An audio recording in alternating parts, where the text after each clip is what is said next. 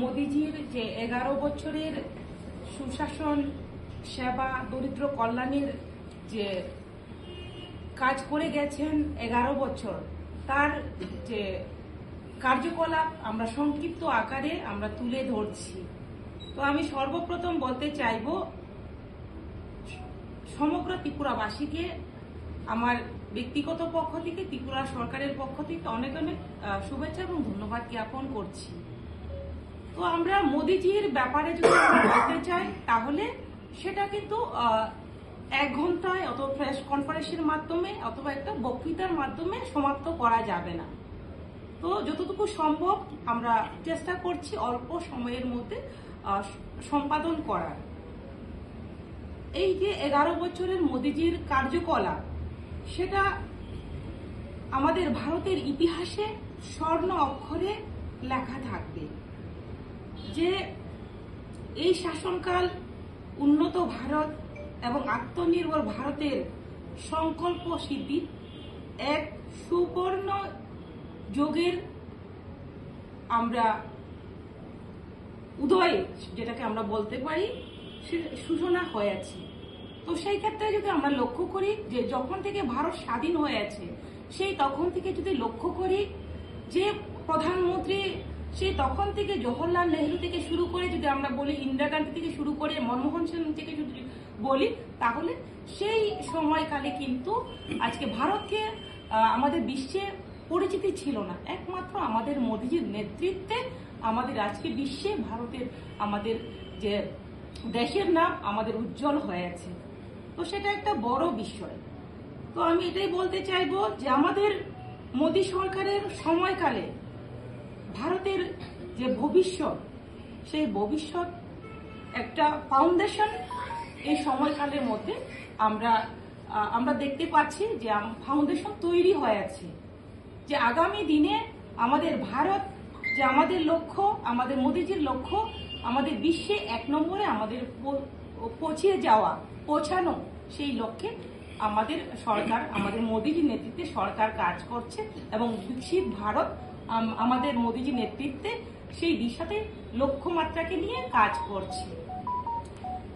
যে আমরা যদি লক্ষ্য করি যে একটা প্রেস কনফারেন্স, এই যে প্রেস কনফারেন্সটা, সেটা কিন্তু সামান্য হলেও কিন্তু একটা গুরুত্বপূর্ণ বিষয়, যেটা আমরা দেশবাসীর কাছে এবং রাজ্যবাসীর কাছে তুলে ধরতে চাই।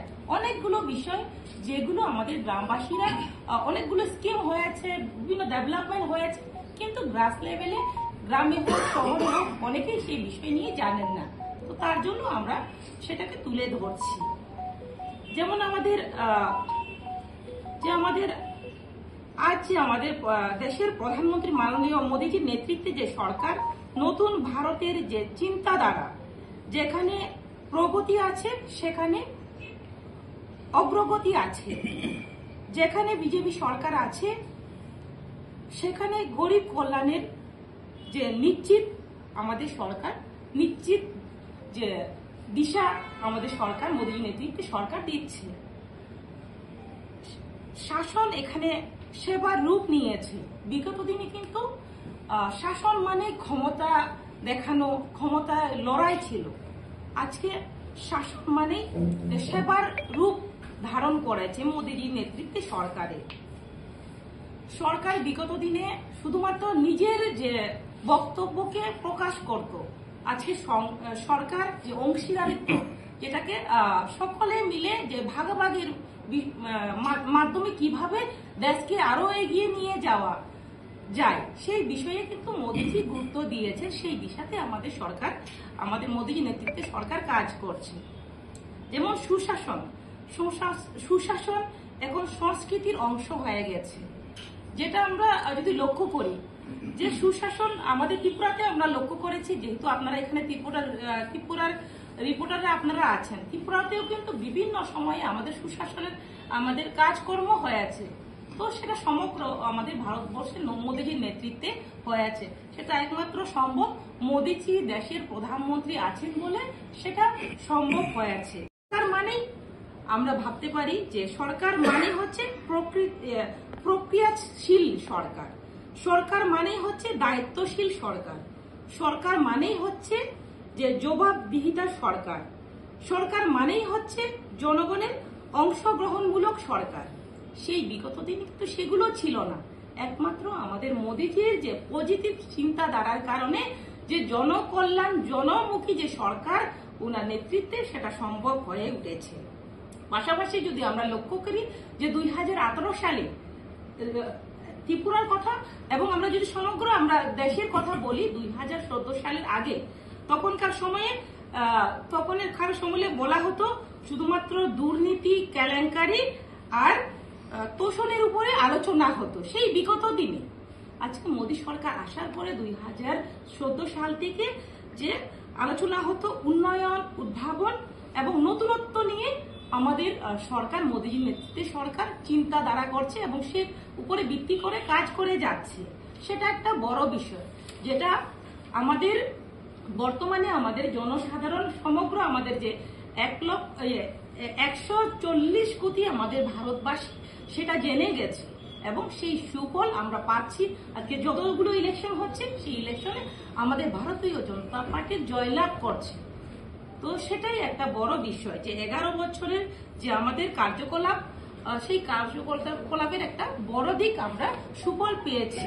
তার পাশাপাশি যে আমরা দেখেছি সরকারের বিভিন্ন প্রকল্প যে চালু হয়েছে যে আমাদের মোদী সরকার আসার আগে সেই সময় কি হতো যে আমাদের সরকারি প্রকল্পের টাকাগুলো সঠিক বেনিফিশিয়ারির কাছে ব্যক্তির কাছে সে টাকা পৌঁছাতো না। আজকে আমাদের সরকার আসার পরে ডাইরেক্ট বেনিফিট ট্রান্সফারের মাধ্যমে ডাইরেক্ট বেনিফিশিয়ারির অ্যাকাউন্টে সেই টাকা যাচ্ছে।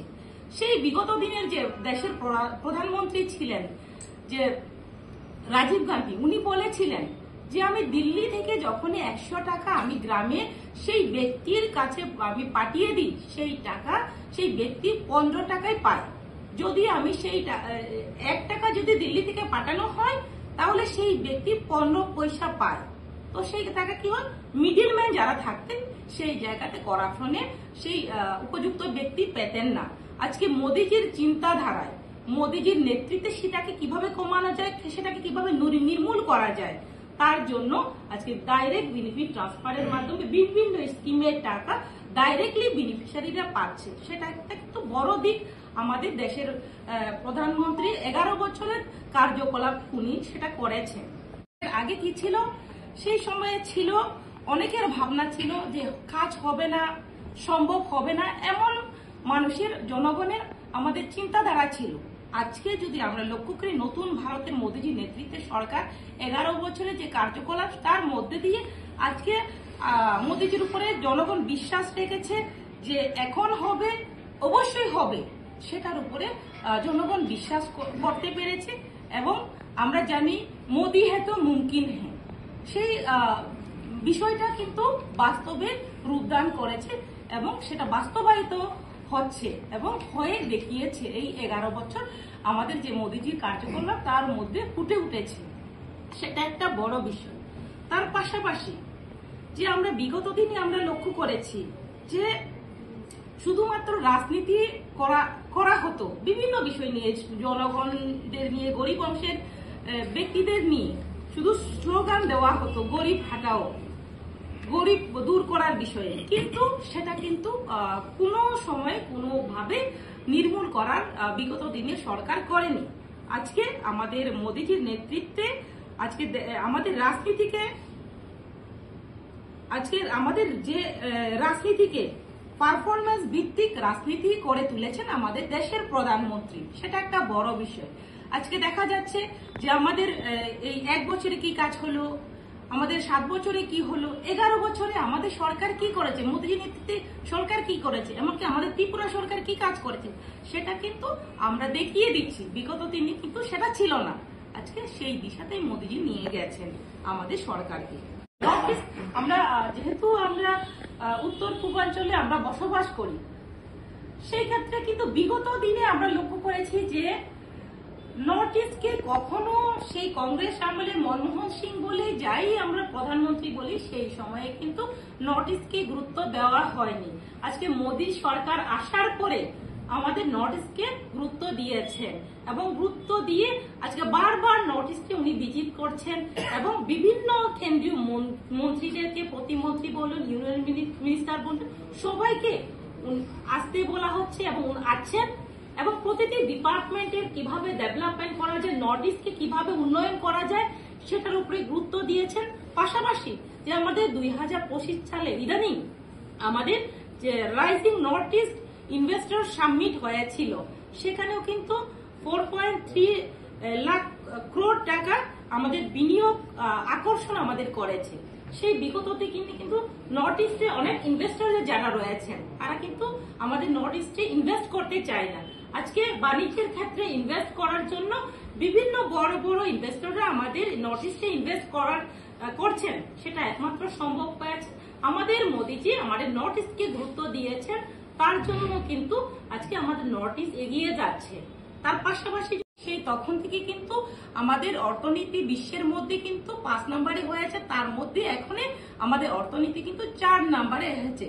তো সেটা একটা বড় বিষয়। তো সেটা কখনো কিন্তু কোন সরকার, আপনার বিগত দিনের কংগ্রেস সরকার বলি যাই বলি, সেই সময়ে কিন্তু কোন ধরনের চিন্তা তারা ছিল না।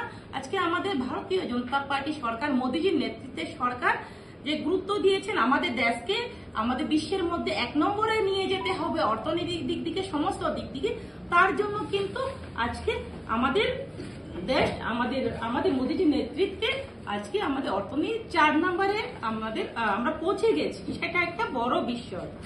তার পাশাপাশি যদি আমরা লক্ষ্য করি যে আমাদের যে ইদানিং 46,859 কোটি টাকার বেশি মূল্যের যে 3,613টির বেশি প্রকল্প অনুমোদন করেছেন আমাদের নর্থ ইস্টের জন্য। তার পাশাপাশি যদি আমরা লক্ষ্য করি যে গত 11 বছরে 10টি গ্রিনফিল্ড বিমানবন্দর নির্মাণ করা, সেটাও কিন্তু বড় দিক, যেটা বিগত দিনে এবং আমাদের দেশের জনগণ, আমাদের নর্থ ইস্টের জনগণ কখনো কল্পনাও করতে পারেনি, আজকে সেটা বাস্তব রূপ ধারণ করছে। এবং যদি আমরা